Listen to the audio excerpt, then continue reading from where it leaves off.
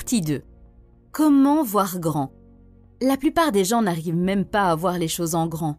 Ils ne se permettent même pas de rêvasser à l'idée d'avoir des millions de dollars sur leur compte. Ne vous méprenez pas, je ne dis pas que si vous voyez grand, tout ira bien. Pas du tout.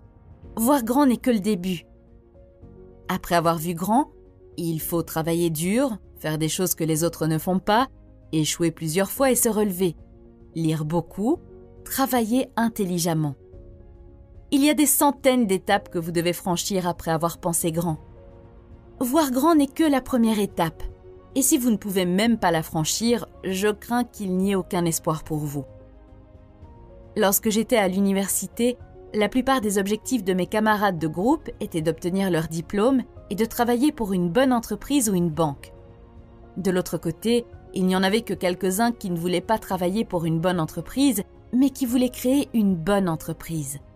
Bien des années plus tard, lorsque je regarde en arrière, je constate que les deux groupes sont sur la bonne voie pour atteindre leurs objectifs.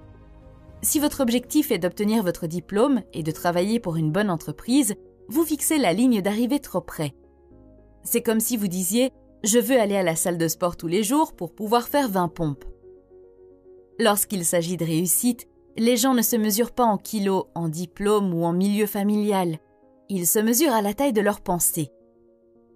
La plus grande faiblesse humaine est l'autodépréciation et le fait de s'attribuer un prix très bas. Si votre ami Tom a pour objectif de gagner 1 million de dollars, mais que vous pensez que c'est impossible, pourquoi vous accepterait-il comme partenaire pour sa nouvelle idée d'entreprise? Si vous pensez que vous ne méritez pas cette belle fille, pourquoi penserait-il que vous la méritez? Si vous avez 20 ans et que vous postulez pour travailler dans mon entreprise et que mon objectif est de vous embaucher et de vous faire progresser pour que vous puissiez diriger l'une des branches de l'entreprise à l'avenir, mais que pendant l'entretien, les seules questions que vous posez concernent le bureau à domicile, les chèques repas, les jours de vacances et le plan de retraite, alors pourquoi diable devrais-je vous embaucher? Un dernier conseil sur la nécessité de voir grand lorsqu'il s'agit de disputes et de problèmes quotidiens. Si vous voulez éviter 90% des disputes avec votre partenaire ou au travail, posez-vous simplement cette question à chaque fois qu'une dispute survient.